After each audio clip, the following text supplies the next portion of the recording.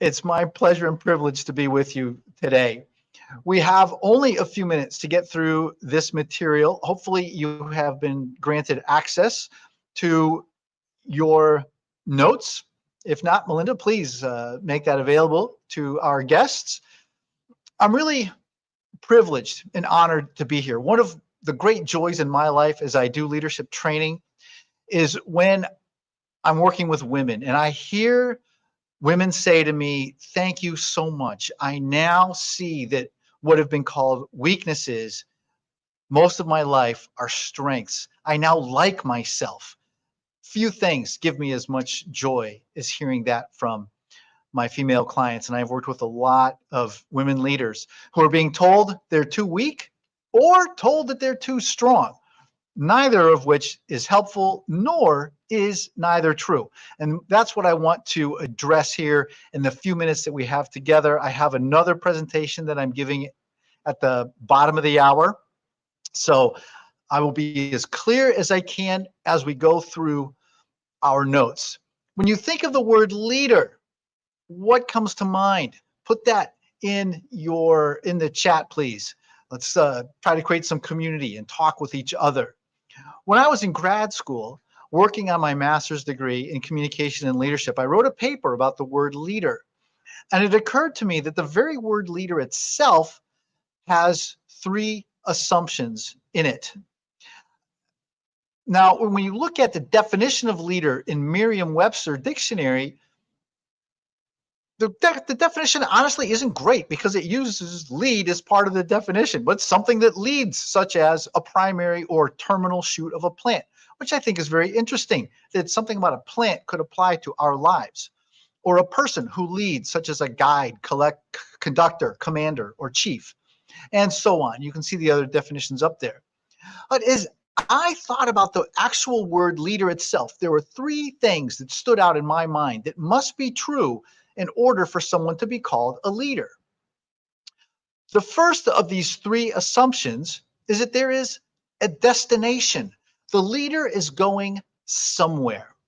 So the question I have for you, ladies, is where are you going? Do you have a clear sense of your destination? The application then to this idea that every leader has a destination is to sort out your vision. What does your idealized or perfect future look like? Another way to answer that question is if everything goes according to plan, blank is the result. And I strongly encourage you to work on this definition for yourself as well as your team and your corporation. Where are you going on your journey? Is the team you're leading going to help get you to your personal journey, personal vision, as well as the team vision, and then the corporate vision as well? An exercise you might do is to imagine sitting down and talking to your older, wiser, 80-year-old self and asking yourself, have we reached our vision? What is our vision? What are the most important things in our life? That will give you incredible clarity on your vision. So vision, every leader has a destination, is our first assumption. Now, the second assumption is that at least one person chooses to follow you. And I really want to emphasize that the choice is actually really important. Even if you have employees who are being paid to follow you, they still chose to apply, and they can choose to leave, can't they? There's an African proverb that I really like. It says, if you think you are leading and no one is following, you are just taking a walk. So as you look around your life and your situation, is anyone following you? And the follow-up to that is, can they say no? What happens then? And here's where I'm going with this. Here's a picture of a leader, Jesus of Nazareth. Many people would agree, very nice guy and a really good leader. There have actually been books written about his style of leadership. The interesting thing about Jesus, one of the interesting things, is that people could choose to follow him or not, and he was fine with whatever they decided. Now, another very influential. In fact, Time Magazine's Man of the Year back in the 1930s, as I recall, is this gentleman, Adolf Hitler. We know him not as a leader, but more as a dictator, because people did not have the opportunity to say no. Or if they did, it would cost them their life. So as you're leading people, if they say no, what is your response? How does that affect you as a leader? My encouragement to you is to become curious and ask them, what's their reasoning for saying no? You can actually learn a lot about what's important to them, about the project and what's going on.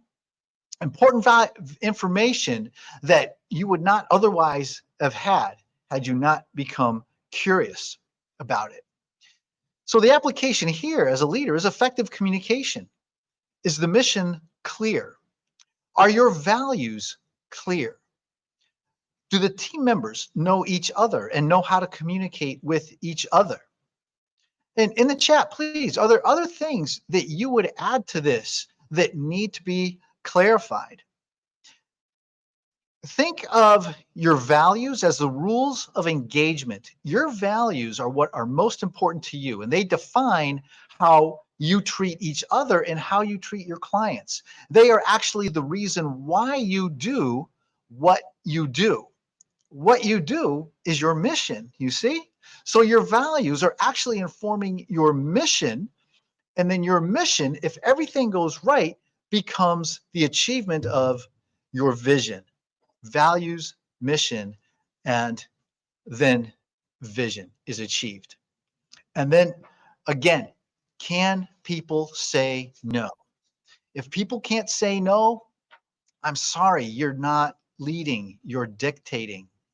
Be curious and learn why people aren't saying no. And as a leader, make it one of your highest priorities to answer those questions, solve those problems, and give them the resources that they need in order to say yes. Now, granted, there will be some people who are just going to say no, even after you've provided everything they need. In those cases, it's worth having a discussion about what they want, where they're going, because there seems to be a misalignment. Now, your discussion isn't about you're not doing what I told you to do, so there's the door.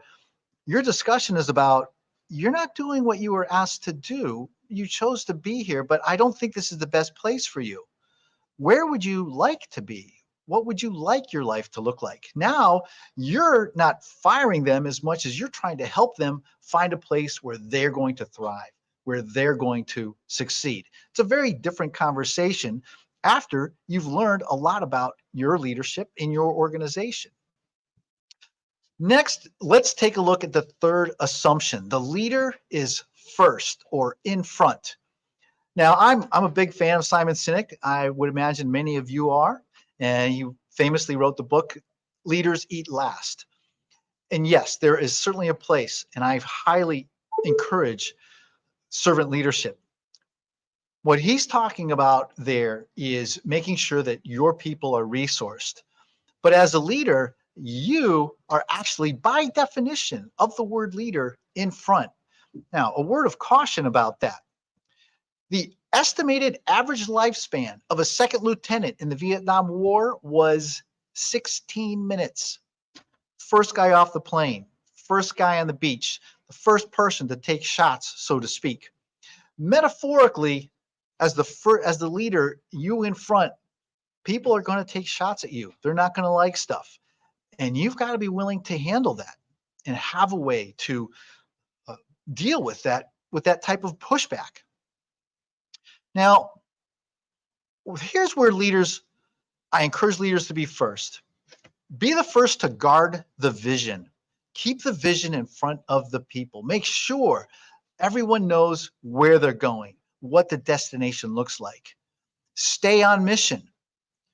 Live the values. Make sure that people see you living the values, talk about the values, make the values very known. All of your conversations, goals, any difficult conversations you have with the people who report to you really are centered around values. Make sure everything you do can be directly connected to the values. And then the last point here is develop the people. One of my favorite leadership books, and you can probably read it in a night, is Help Them Grow or Watch Them Go.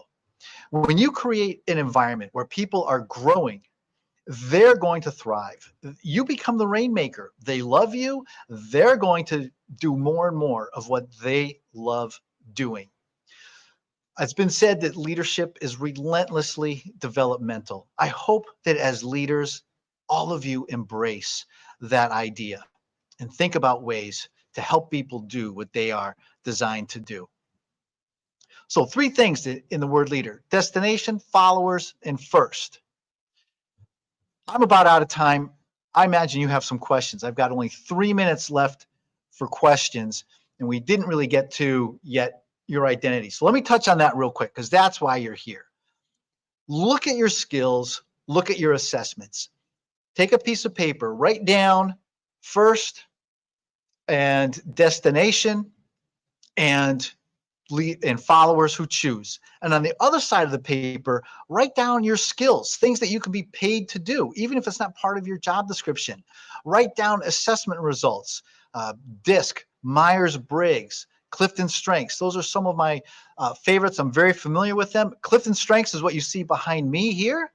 It's my favorite. I don't think there's a more reliable assessment that will tell you how you're designed to go about life.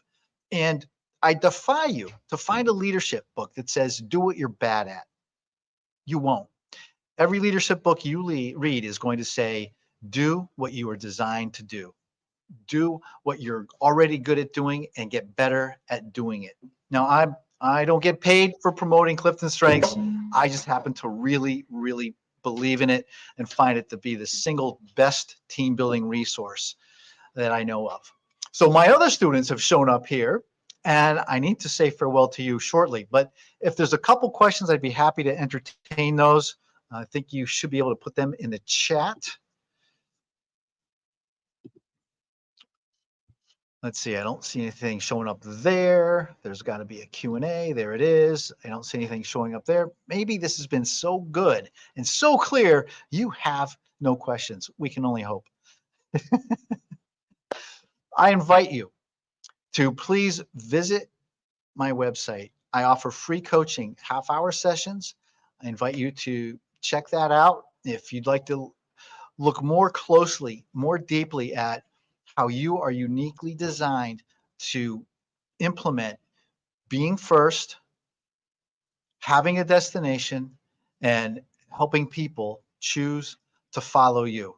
My encouragement to you is do it according to the way you are designed to do it. And don't let other people tell you how to be a leader. Be the best version of yourself you can be. And that's how you will be a great leader. Thank you so much for your time, everybody. I look forward to meeting you. Bye now.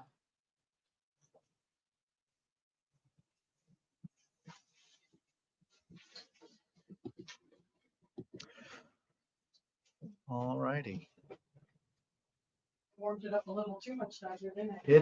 It is toasty.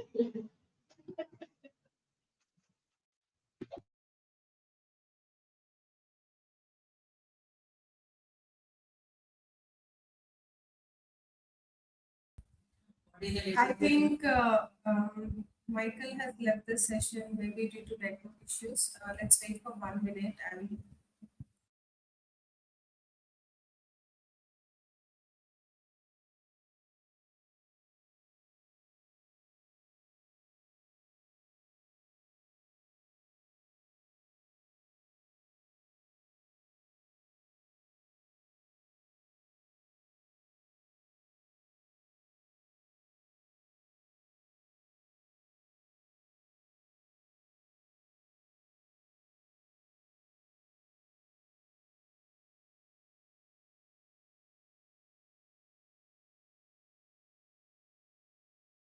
I think, yeah, Michael has left the stage. Michael, you're not here, but there are a lot of questions to ask from the audience.